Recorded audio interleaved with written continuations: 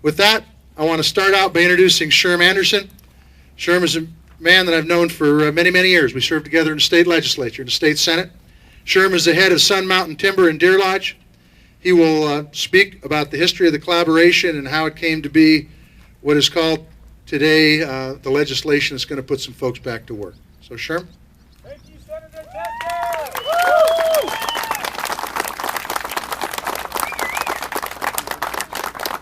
Okay, thank you, Senator Tester. It is my pleasure to be able to share a few words with you today about what is this all about and what's in it for us. Now, basically, I would explain what's in it for us is simply taking charge of your own destiny. We can sit back and we can do nothing, or we can take charge and try to determine our own destiny. A major part of that has been, of course, convincing our collaborative partners that what we do on the land as an industry is good for the land and not always detrimental to the land. And I think we've been able to accomplish that feat, and we're proud of that, because now they became friends instead of enemies. And I have a lot of gray hair to show that I've been around for some 20-some-odd years and remember those bitter fights and arguments that we had with the same folks that we now sit across the table from and discuss what can we do together to make this better for all of us who use the forests, use our national lands in a better and more responsible manner. And that's what it's all about, is accomplishing those goals. That's what it's been about from the very beginning. And you may hear from some who may say we were left out of the process. They were never left out of the process. We always discussed everyone's use of our national forests. And we believe that this is the best solution that we could come up with, and it will work for all of us. We believe that as an industry that is very intricately connected. The mills are only one facet of it. Without the mills, the logging communities do not survive. Without the mills and the logging communities, those who are connected to the byproduct side, the Smurfit Stones of the world and the Roseburgs of the world, where we sell our chips and shavings and sawdust and bark, they don't survive. And that's what this is all about. When we talk about jobs, it's many jobs. It's not just a few spatterings of jobs connected directly to the mills. But it's everyone else that's involved, and it's the communities that we live in. And I'm from Deer Lodge, a very small community, and that's what it's all about. That's where my heart and soul is in that community.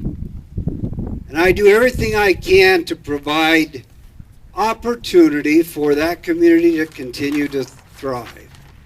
And I want to express my gratitude and thanks to Senator Tester, who we have not always agreed on everything politically, but we are friends.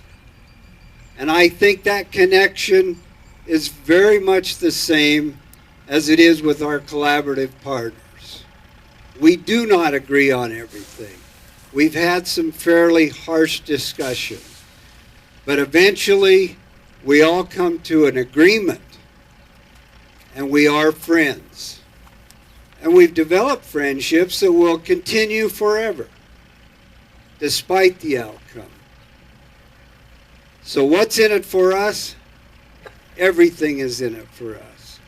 You look around western Montana and you see how our forests are dying and very unhealthy. And we need to do something about that. We have the infrastructure to mechanically treat part of that. We're not expecting to treat everything. It's physically impossible. And fire plays a major role in it. and it always will. But we can contribute heavily with the industry we have, and that's what's in it for us, and that's what's in this bill for us. And again, I thank you, Senator, from the bottom of my heart. Thank you, Sherm. Thank you very much. Our next participant is Smoke Elser. Smoke is a renowned Montana outfitter. He's going to explain how this bill will strengthen Montana's heritage, hunting and fishing heritage. Just want to tell you, Smoke is a fella that's, he's a wise man. I asked him how he picked a mule, and he says, I pick it from the inside out. Those are words to live by. Smoke? Thank you, Senator Tester. First of all, I'm not very good at this, but first of all, I'd like to thank everybody for being here, and I see that you showed your curiosity because you showed up here. Senator Tester knows what I'm talking about here, because that's how I buy a mule, is for his curiosity. Now, normally I make a speech, I usually talk to my mules, but I don't believe I better do that today, so I did bring something written down.